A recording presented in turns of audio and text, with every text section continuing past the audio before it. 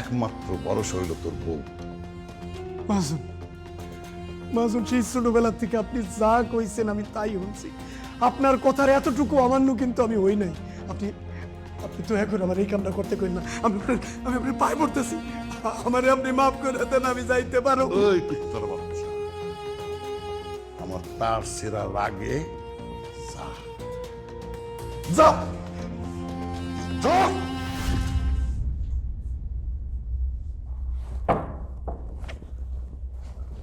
কই যেতেছ তুমি?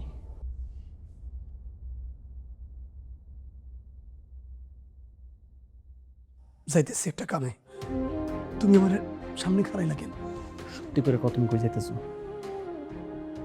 আমি কামে যাইতেছি, আমি তোমারে উত্তর দিব কি লিগা? যাইতে দাও আমার, ছাড়ো।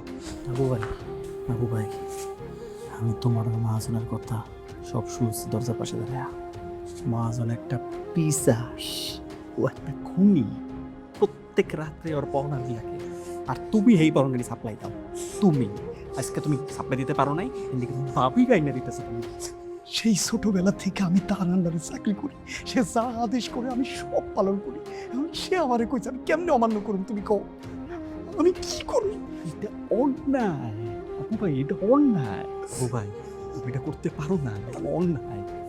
আমি জানি আমি করতে পারি না, তাহলে আমি কি করবো না? একটু শান্ত হও, আমি দেখতেছি, আমি আছি।